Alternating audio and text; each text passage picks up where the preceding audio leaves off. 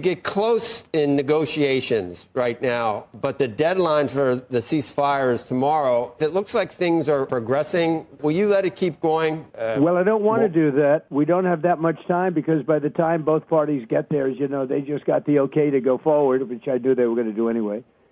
I mean, I don't think they had a choice. They have to negotiate. And, you know, even during the ceasefire, which I think was a good thing because we're totally loaded up. We have so much ammo. We have so much of everything that we've like a much more powerful than it was 4 or 5 weeks ago. You're saying that you need at least the prospects for a signed deal today and tomorrow, or else you would resume bombing Iran. Well, I expect to be bombing because I think that's a better attitude to go in with. But you know, we're ready to go. I mean, the military is ready. Trump's repeated insistence on American superiority, totally loaded up, so much ammo, so much of everything, much more powerful. Military is raring to go, absolutely incredible, serves a dual purpose. It reassures the base while signaling to Iran that the U.S. is entering talks from a position of overwhelming strength. The host's observation that this was the last full day of the end of the ceasefire period, and that something has to happen tomorrow, underscores the artificial urgency Trump is creating. Notably, Trump frames the ceasefire itself as beneficial only because it allowed U.S. rearmament, which I think was a good thing because we're totally loaded up, revealing that the pause was never truly about peace but about preparation. The absence of the expected bold announcement further suggests the appearance was more theater than diplomacy, using military bravado to mask the lack of concrete diplomatic breakthroughs. Takeaway: projecting raw military strength through vivid language like raring to go and much more powerful can be an effective negotiation posture. Yet it also reveals that ceasefires are being exploited for buildup rather than genuine de-escalation. If you're enjoying this breakdown, follow for more sharp geopolitical analysis. I think that's pretty clear. Why would either side sit around and do nothing? I think what we need to do is go back to the previous meeting in Islamabad and look at what actually occurred. The first thing, which I think is very revealing, is that the Iranians showed up with 70 people. They had large numbers of experts in various fields. They were carrying maps, geological surveys. They were loaded for bear, frankly, to discuss in detail what they would accept in terms of conditions and what they would not and what they would negotiate. We showed up with Vice President Vance and Messrs. Witkoff and Kushner, who had previously been judged as unwanted members of the delegation. The Iranians simply said, we regard these people as Israeli assets, and frankly, that's what everybody does see them as. We don't see them as representing American national interests. So they were prepared to talk with Vice President Vance, but not them. Unfortunately, as far as we know, there was otherwise no supporting staff. Now, this is not the first time that this has happened. This happened in Anchorage. The Russians showed up and were prepared for very substantive talks. They brought with them all sorts of material pertaining to Ukraine, current state of affairs, troop locations, recommended solutions, and so forth. We showed up with nothing. And Trump thought that he was going to charm his way into some sort of agreement. As it turned out, he conveyed the impression that we were prepared in the future to do all sorts of things. And it took some time for the Russians to discover that they were being lied to. Now, I think the Iranians know they've been lied to. So what can we expect from this meeting? You have the same people. Are they walking in with anything of substance? Are they prepared to sit there, not for a day or two, but for however long it takes to reach some sort of agreement? I'm very skeptical, and I'm sure that the Iranians are very skeptical. So that's the first part. The second part is, as far as I can tell, and I don't have access to classified information, the Iranians have made it pretty clear that the time for negotiation, as far as they're concerned, is over. They're not interested in talking anymore. Frankly, there was a lot of opposition to signing on for the ceasefire that we wanted. Thanks to Donald Trump and the support from the media that he gets with regard to his public statements, the American people were under the impression that somehow or another we were in the driver's seat. We're not. The strategic initiative firmly rests inside Iranian hands. So at this stage, first of all, I have to see evidence, tangible evidence from the Iranians that they have agreed to show up. Otherwise, my assumption is Vance and the two assets will fly in and meet with themselves. But right now, there's just nothing from the Iranian government that substantiates the willingness to participate in the meeting. Then finally, this point, the Iranians aren't asking for this meeting. And contrary to what Donald Trump says, they don't need a deal. That's a bunch of crap. Donald Trump, I think, is finally beginning to come to terms with reality that he's responsible for sending the world into what is likely going to be, at best, a deep recession and more likely a depression. We're headed to a recession, and the question now is how bad is it going to get? And we can talk more about that in the future during the hour, but I think the American people just have been blindsided, and Trump blindsides everybody over and over and over again with nonsense. So it's very hard for the average American citizen to sort truth from reality. But the reality is there's no evidence the Iranians are going to show up, and there's no evidence that any sort of agreement is going to be reached. The vivid contrast in preparation, 70 people experts in various fields, maps, geological surveys, loaded for bear, versus the U.S. team of Vice President Vance and Cyrus Witkoff and Kushner, labeled as Israeli assets, exposes a profound asymmetry in seriousness and respect. McGregor's repeated critique, showed up with nothing, conveyed the impression that we were prepared to do all sorts of things. Being lied to reveals a recurring pattern of American improvisation and over-reliance on personal charisma rather than substance. The specific phrasing "unwanted members of the delegation" and Israeli assets underscores how Iran perceives the U.S. team as compromised, eroding any chance of productive dialogue from the outset. This segment illustrates why previous talks collapsed and why skepticism about the upcoming meeting is warranted. Takeaway: negotiations fail when one side arrives loaded for bear, with experts and documentation, while the other showed up with nothing and relies on personnel viewed as Israeli assets, signaling a lack of seriousness that breeds distrust. If you're enjoying this breakdown, follow for more sharp geopolitical analysis. Made it clear they're not willing to let go of their highly enriched uranium. They are willing, though, to dilute it back to 20 and then below that, 20% and below that. But giving it up, that's not an option. We had the spokesperson of the foreign ministry saying that the uranium is like Iran's soil. We will not give it up to the United States or any other party. Things have changed to no return, to my understanding. The Strait is the key and is the table of negotiations. Everything is being put on that table. You want to get into negotiations, the Iranians say to the United States, stop the war in Lebanon. You want to have free flow of shipments and goods through the Strait, then you have to give Iran the remedies to what you did to the infrastructure and the sanctions, unilateral sanctions you imposed on Iran. Iran's position is articulated with uncompromising clarity. Uranium is like Iran's soil. We will not give it up. Non-negotiables. Stop the war in Lebanon. Remedies to what you did to the infrastructure. Everything is being put on that table.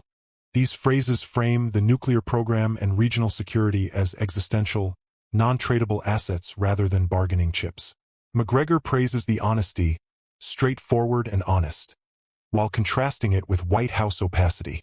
By elevating the Strait of Hormuz to the key, the table of negotiations, Iran transforms a geographic choke point into leverage, directly challenging Trump's expectation of Iranian capitulation, hat in hand. This segment reveals why McGregor is very skeptical about any meaningful agreement emerging. Takeaway: when a nation describes its core assets as like Iran's soil and lists comprehensive non-negotiables, including sanctions relief and regional ceasefires, negotiations become zero-sum unless the opposing side is prepared to make major concessions. Can Trump's team deliver the concessions Iran now demands?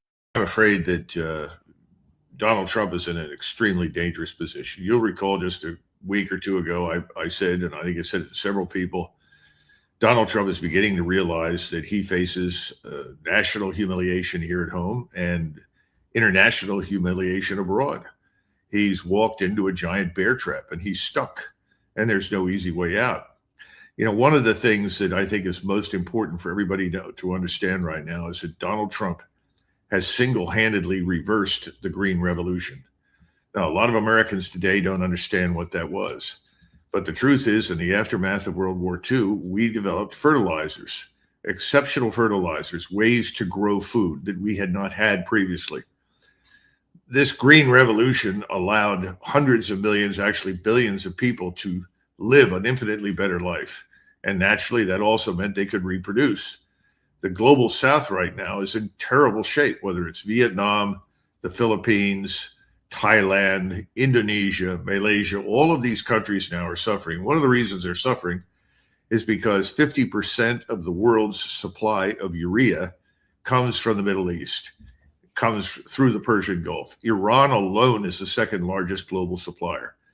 Global urea production is roughly 220 million tons a year. And why is it produced in such large quantities? Well, that's because other than pneumonia, urea has the largest and highest nitrogen content of all industrial chemicals. The point is that these fertilizers with nitrogen and phosphate combined with urea are coming from major suppliers like Qatar and Saudi Arabia. And sulfur, nearly 50% of the world's sulfur exports pass through the strait. We talk all the time about oil. Yes, oil is a problem. Roughly 10 million to perhaps 13 million barrels of oil globally are missing. But it's not just oil. It's all of these petroleum products and those things connected with it. I think Donald Trump is taking phone calls now, and if he isn't, then somebody else in his office is, from world leaders telling him, look, whatever you think you were going to accomplish, it hasn't worked. The world is in a lot of trouble. You've got to get out of this, because if you don't, we're going to face famine around the world in many key areas in the global south. We're probably going to go into a depression. That's particularly true in Europe right now.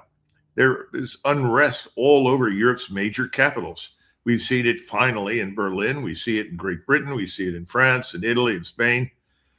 You know, the bottom line is this can't go on. And he doesn't want to admit the truth that the Navy has lost control of the global sea routes. It's lost control of the Strait of Hormuz, although it really never had it. And Middle East energy infrastructure is being destroyed. And the Iranians have made it abundantly clear, if you attack us this next time around, try to wipe out our oil infrastructure, try to destroy our desalination plants, we will respond in kind to the west coast of the Persian Gulf. And that would be devastating to the world. In fact, many of those areas may never come back as they once were. So if the disruption persists long enough, the adjustment shifts from prices, which we are putting up with now, to possibly rationing, with very different economic consequences. Higher prices are primarily inflationary. Shortages hit output directly and are worse for growth. Overall, there have been so far limited signs of supply chain disruption, both globally and in the euro area. But local tensions are visible.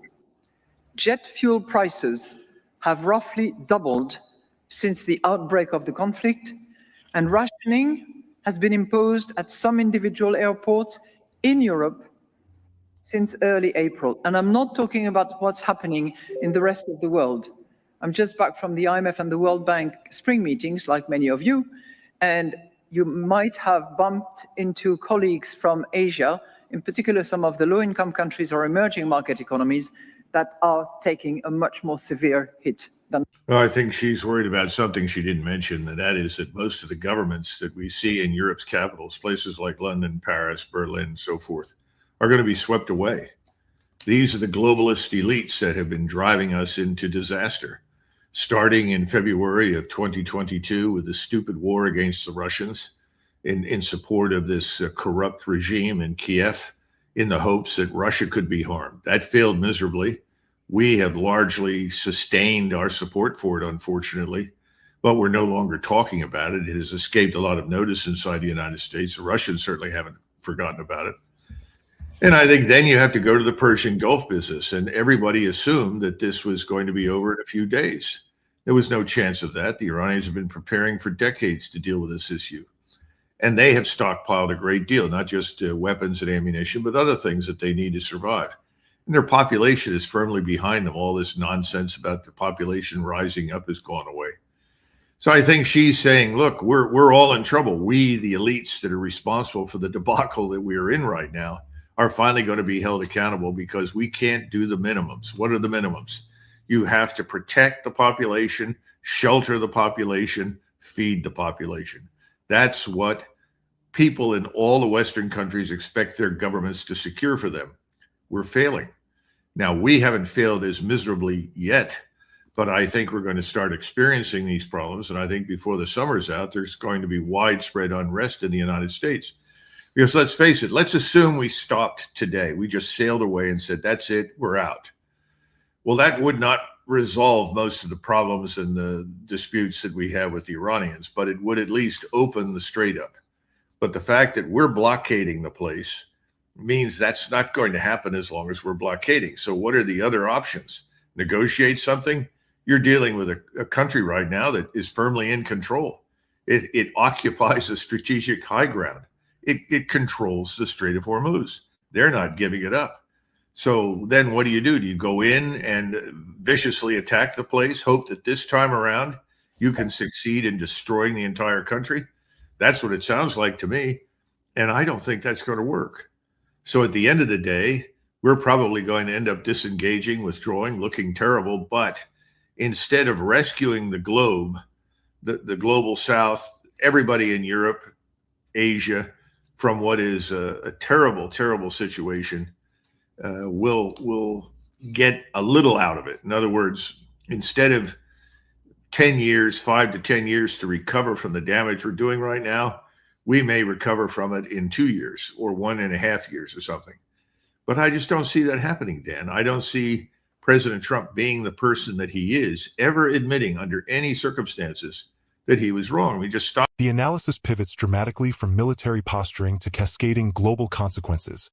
Using precise economic terms, green revolution, urea, sulfur exports, rationing, depression, famine around the world, global south.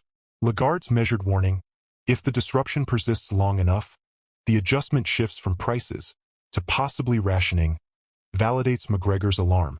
He ties this to political fallout, governments swept away, globalist elites facing accountability, and the Navy's loss of control over the Strait of Hormuz.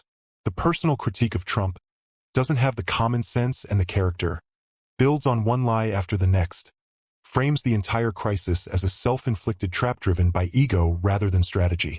This final segment leaves viewers with the sobering realization that the human and economic costs extend far beyond the battlefield.